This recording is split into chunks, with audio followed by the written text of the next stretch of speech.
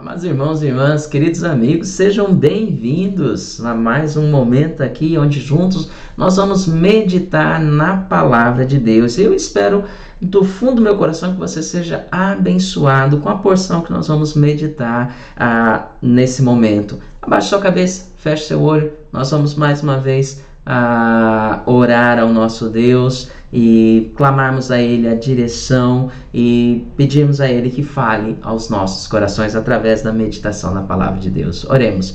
Pai querido e Deus amado, nós nos colocamos diante do Senhor, o Deus Todo-Poderoso, o Criador de todas as coisas e o mantenedor de tudo que existe. Ó Pai, diante de Ti que nos deste o Teu Filho, o Teu único Filho, Jesus, para morrer numa cruz em nosso lugar, pagando o preço do nosso pecado. Ó Pai eterno, diante da Tua face nós entramos, graças ao precioso sangue de Cristo que abre para nós esse vivo, novo e vivo caminho. Ó Senhor eterno e poderoso, pedimos nesse momento que o Senhor fale aos nossos corações através da meditação da Tua palavra, pois Tu és bom, o Senhor tem cuidado das nossas vidas, tem suprido as nossas necessidades e nos guiado até este momento. Senhor, continue, ó Pai, fazendo a Tua vontade na nossa vida, em nome de Jesus.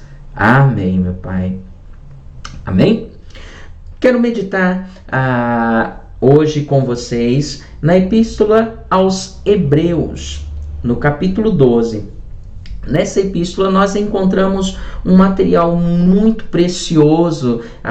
Deus nos traz aqui um ensinamento muito profundo a respeito de como devemos viver, como devemos cultuar, como devemos agradar a Ele. Capítulos 10, 11 e 12 de Hebreus é para mim uns capítulos maravilhosos que nos ensinam aí um andar, como andar, como o crente deve viver, nos traz exemplos. Capítulo 11 de Hebreus é fantástico, traz um exemplo de homens que viveram no passado, viveram uma vida de fé que agradou a Deus, que a Bíblia diz aqui no final do capítulo 11 que o mundo não era digno dessas pessoas, homens tão preciosos, passaram por tantas dificuldades e não desistiram, não desanimaram, e nós podemos tirar aqui preciosas lições nesse texto.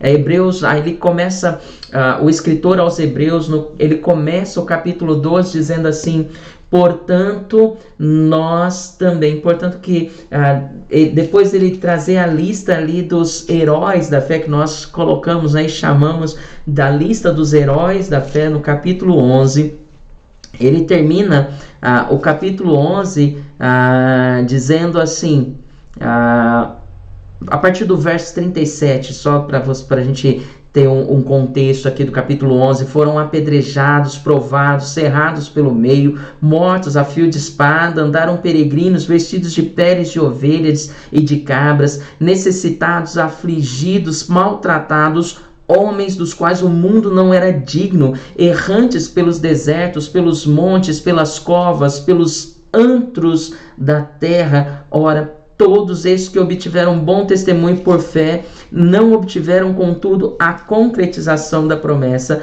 por haver Deus provido coisa superior a nosso respeito, para que eles, sem nós, não fossem aperfeiçoados. Portanto, o escritor ele continua: também nós, visto que temos a rodear-nos tão grande nuvem de testemunha, desembaraçando-nos de todo o peso e do pecado que tenazmente nos assedia, corramos com perseverança a carreira que nos está proposta, olhando firmemente para o autor e consumador da fé, Jesus, o qual, em troca da alegria que lhe estava proposta, suportou a cruz, não fazendo caso da ignomínia, e assentado à destra do trono de Deus.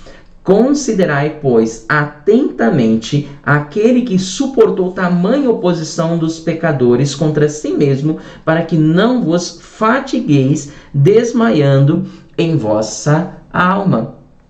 Queridos, Muitas vezes nós estamos aí passando por momentos difíceis, momentos de luta e de dor. Muitas vezes nós sentimos o peso disso na nossa vida e pensamos e às vezes cogitamos em desanimar, em parar, ficamos um pouco entristecidos, mas nesse texto, o autor dessa maravilhosa epístola, ele está nos trazendo aqui uma lição maravilhosa para a nossa vida cristã, para termos uma vida de fé, uma vida que agrada a Deus. E aqui no capítulo 12 da Epístola aos Hebreus, nós podemos retirar até o verso 15, onde nós vamos meditar hoje, 3 lições ou 3 comparações que muito nos vão nos ajudar a compreender a vida cristã e a viver, a praticar a vida como Deus planejou.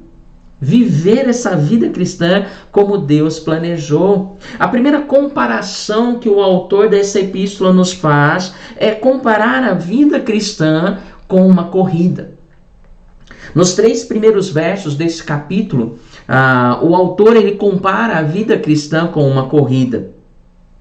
A grande nuvem de testemunhas, ele diz assim: portanto também nós, visto que temos a rodear-nos tão grande nuvem de testemunhas, essa grande nuvem de testemunhas que o autor está fazendo uma alusão aqui aos personagens que ele citou no capítulo 11. Capítulo 11 ali, ele está dizendo, olha, vamos olhar e pensar nisso, pensando em uma corrida de revezamentos, tá? Eles já passaram bastão, essas pessoas, eles viveram até aqui, eles agradaram a Deus e agora eles estão passando o bastão e nós vamos continuar esse percurso, essa vida cristã. Pense nos crentes, nos servos do Senhor que viveram no passado, viveram até bem pouco tempo, ou que ainda estão vivos, estão batalhando da fé cristã, estão passando para nós o bastão e nós vamos ter que continuar essa corrida, continuar essa caminhada. Queridos, a herança de fé que nós temos é resultado do trabalho de pessoas que viveram no passado, pessoas que nos antecederam. E sabe, queridos, desistir da vida cristã, chutar o balde, né, e largar a mão de tudo, sabe, queridos, é jogar por terra tudo que esses crentes do passado viveram. Depois dá uma lida no capítulo 11, e você vai ver o que o escritor dessa epístola está falando que nós vamos jogar fora se nós estivermos aí desanimados de viver a vida cristã. Nós temos uma nuvem de testemunhas que nos rodeia e nós seremos uma nuvem de testemunha que vai rodear os cristãos que vão viver no futuro. Eles vão olhar para trás e ver e lembrar de vidas de pessoas como eu e você, que não desanimamos mesmo em meio a essa pandemia, continuamos firmes, louvando o Senhor, buscando a presença de Deus. É isso que vai fazer a diferença. O escritor, ele continua, ele diz assim: livremos-nos de tudo o que nos atrapalha e do pecado que nos envolve. Para correr, o atleta ele tem que se livrar de todo o peso inútil, de tudo o que está trazendo. Ele se veste com uma roupa bem leve, né? Ele pega um tênis bem leve. O corredor é assim. Ele não quer nada que o impeça de correr.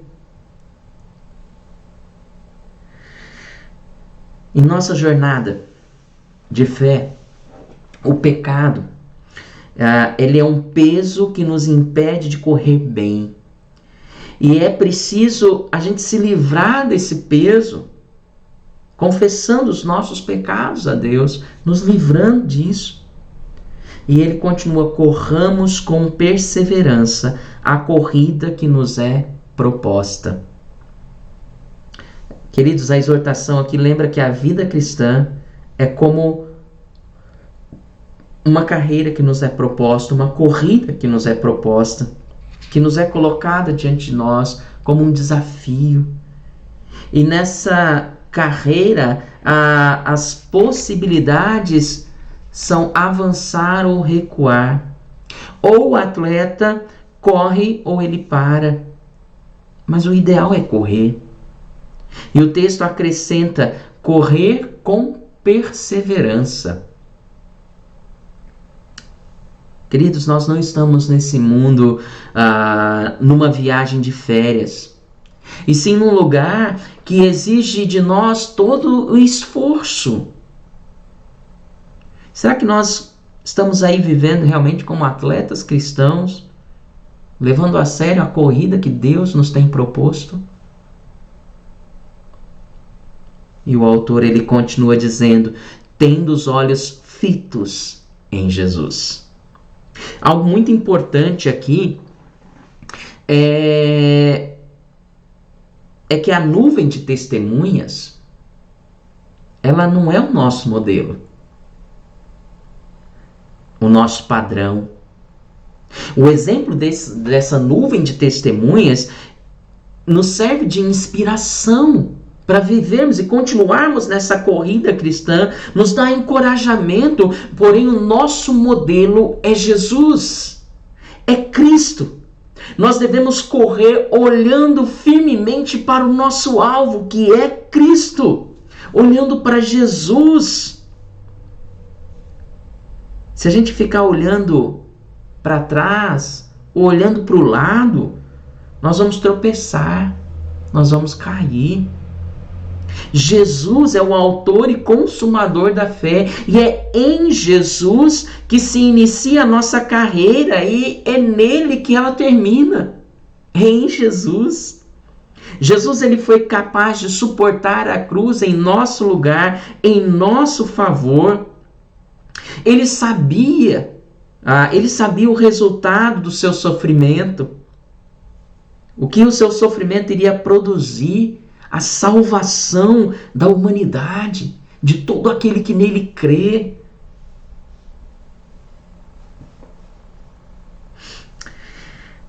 Oh, queridos, tendo os olhos fitos em Jesus, nós podemos continuar correndo, mesmo que o caminho seja duro. Você vai lembrar, Jesus passou por coisas mais difíceis. Mesmo que as provas sejam difíceis, quando você olha para Jesus, você vai ver, você vai lembrar que ele passou e que ele sofreu e que ele está ali à sua frente, hoje aguardando você. Oh, queridos, nós sabemos que na linha de chegada tem alegria, tem celebração. É isso que nós vamos encontrar, irmãos, no final dessa carreira, no final dessa corrida. Nós vamos ver os braços abertos de Cristo nos abraçando e dizendo: muito bom, servo bom e fiel. Entra no gozo do teu Senhor, você foi fiel. Entra. A vida cristã, o autor aqui da Epístola aos Hebreus, ele compara a vida cristã com uma corrida, mas também compara essa vida com uma luta. Olha o que ele diz no verso 4 ao 11, ele diz assim: ora, na vossa luta contra o pecado ainda não tendes resistido até o sangue, e estáis esquecidos da exortação que como filhos discorre convosco. Filho meu, não menosprezes a correção que vem do Senhor, nem desmaies quando por ele é reprovado, porque o Senhor corrige a quem ama e açoita todo filho a quem recebe. É para a disciplina que perseverais. Deus vos trata como filhos, pois que filho há que o pai não corrige? Mas se estáis sem correção, de que todos se têm tornado participantes, logo sois bastardos e não filhos.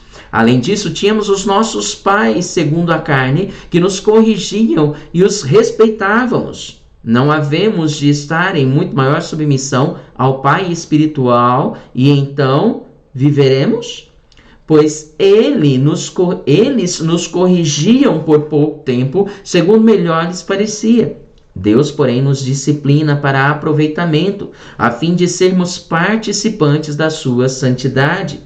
Toda disciplina com efeito, no momento não parece ser motivo de alegria, mas de tristeza, ao depois, entretanto, produz fruto pacífico aos que têm sido por ela exercitado, fruto de justiça. O autor passa aqui da modalidade da corrida para a luta. Ele diz aos seus leitores que na luta contra o pecado, eles não haviam resistido até o sangue, em comparação com a nuvem de testemunhas que ele citou anteriormente. E com Jesus, a quem nós temos que correr olhando para ele. O autor está mostrando que os seus leitores ainda eram iniciantes na área do sofrimento. E o que dizer de nós, não é verdade? Será que nós já somos experimentados na área do crescimento? Pensa na nuvem de testemunhas, depois lê o capítulo 11 de Hebreus. Lembra de Jesus? E aí depois você me diz se nós já somos experimentados ou ainda somos iniciantes. O autor ele continua trazendo uma palavra de conforto aos seus leitores. E para isso ele cita Provérbios capítulo 3, verso 11 e 12, onde somos exortados a não nos rebelarmos ou desanimarmos diante do sofrimento. A exemplo dos nossos pais humanos que nos corrigiam por nos amar e querer o nosso bem.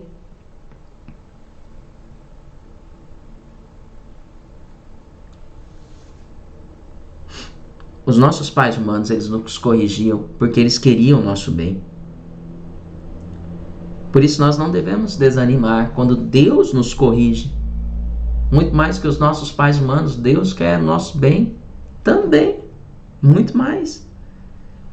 A atitude correta dos cristãos diante do sofrimento deve ser a mesma atitude de Jesus, citada no verso 2. Suportar.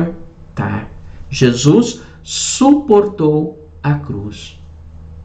Nós devemos suportar o sofrimento. Quando Deus deixa que o sofrimento venha sobre a vida de seus filhos, Ele faz isso. Ele faz isso com amor, para nos corrigir, para nos modelar. E Ele nos dá assim prova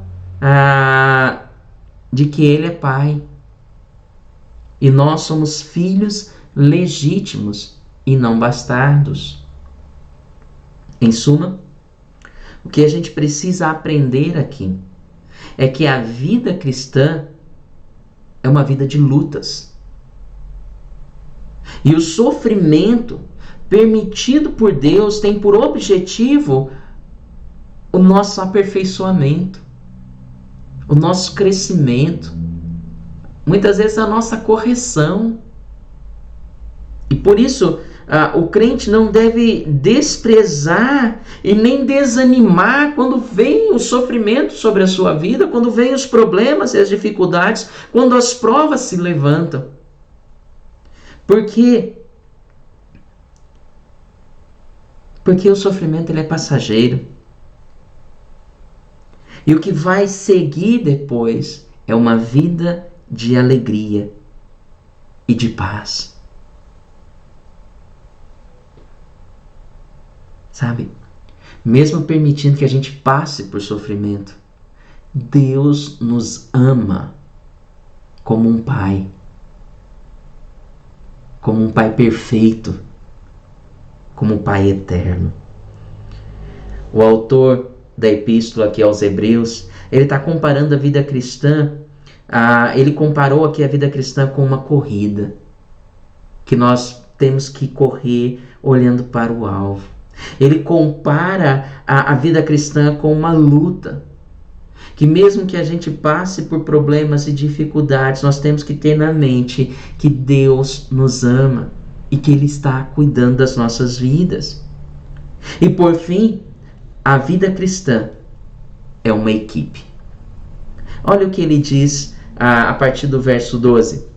Por isso, restabelecei as mãos descaídas e os joelhos trôpegos, e fazei caminhos retos para os pés, para que não extravie o que é manco, antes seja curado.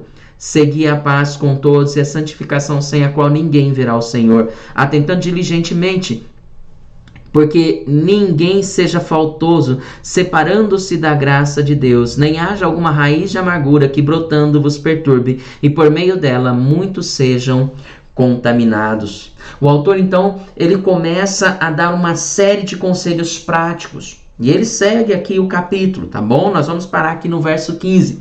Mas ele está dando uma série de conselhos práticos, de atitudes que os seus leitores deveriam tomar em face da situação que eles estavam vivendo, que eles estavam enfrentando. E no verso 12 ele diz: fortaleçam as mãos enfraquecidas e os joelhos vacilantes. Palavras que novamente nos lembram o lutador e o corredor, e o conselho aqui o conselho aqui é que dentre os membros da igreja existem aqueles que vão ficar exaustos, que vão chegar a ponto de não estar suportando.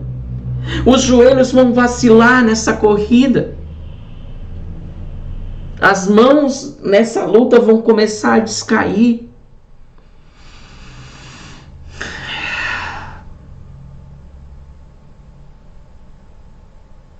Igual o pugilista que no meio da luta já não está aguentando mais e começa a baixar a guarda.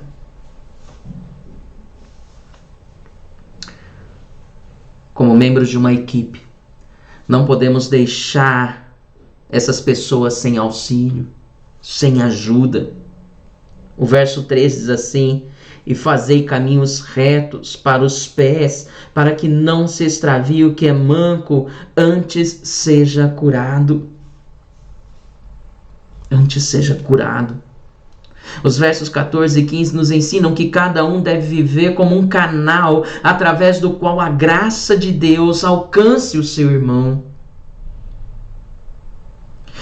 Queridos, provocar amarguras que contaminem o grupo é privar os irmãos da graça de Deus.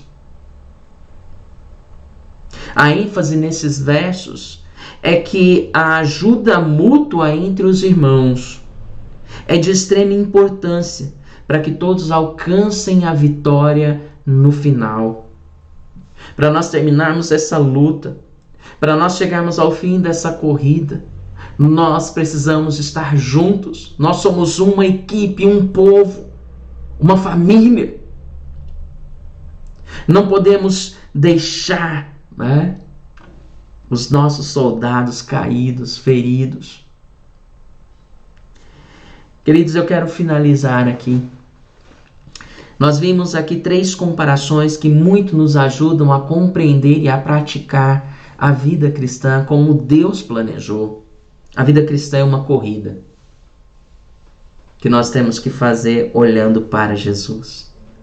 Temos uma nuvem de testemunhas que nos rodeia, mas o nosso exemplo é Jesus. Nós temos que caminhar, correr essa corrida olhando para Ele, autor e consumador da nossa fé. A vida cristã é uma luta e que nós temos que lutar, permanecer firme. Vai ser difícil, vai ser sofrido, mas nós temos que continuar porque Deus nos ama e Ele está cuidando de nós. Ele está nos aperfeiçoando, nos corrigindo. A vida cristã, ela não é vivida sozinho. Você não está sozinho, meu irmão, minha irmã. Você não está sozinho. Nós somos um corpo, uma família, somos uma equipe. E temos que estar juntos, ajudando um ao outro nas suas necessidades, fortalecendo aqueles que estão desfalecendo nessa corrida, nessa luta. Oh, irmãos, como é bom ver a igreja servindo como um corpo, como uma equipe. Recentemente nós aqui como família, como igreja, nós abençoamos algumas famílias no meio de toda essa pandemia, com alimento, com roupa, com cobertores. Irmãos, isso é bênção, é nós estarmos vivendo essa vida cristã como uma equipe. Nós ajudamos família aqui, uma família com as coisas necessárias para montar uma casa. E irmãos, que bênção é poder fazer isso, poder ser bênção na vida um do outro. Mesmo estando assim, distante uns dos outros, nós ainda somos um corpo, uma família, nós ainda estamos juntos. Oh, queridos, eu quero finalizar aqui dizendo o seguinte: a semelhança de uma luta ou corrida, assim é a nossa vida cristã. Há dificuldades e sofrimentos, mas sabemos que depois da linha de chegada, depois do último round, há alegria e celebração. Como membros de uma mesma equipe, o nosso dever é nos ajudar e ajudar aqueles que estão fracos e cansados para completarem essa carreira e chegarem ao final e celebrarmos juntos na presença do Senhor Jesus tudo que Ele preparou para nós. Irmão, que Deus abençoe a sua vida, que Deus te fortaleça e te guie durante esse período, que as bênçãos do Senhor sejam sobre a sua vida. Abaixe mais uma vez sua cabeça, feche seu olho, nós vamos orar. Pai querido, Deus amado, nós te agradecemos pelas bênçãos derramadas. Ó eterno e poderoso Deus, muito obrigado pela meditação na tua palavra, ó Deus. Por, ó Pai, poder entender que a vida cristã é como uma corrida, é como uma luta, mas que nós não estamos sozinhos, nós somos um corpo, uma família, uma equipe que trabalha junto para que todos possam chegar ao final, celebrando as bênçãos, ó Pai, e sendo grato ao Senhor por tudo. Ó Deus eterno, muito obrigado. Continua, Pai, nos abençoando, que a Tua graça e bondade sejam sobre as nossas vidas, em nome de Jesus. Amém, meu Pai. Amém. Amém? Que Deus abençoe, meu querido, minha querida. Um forte abraço. Até mais.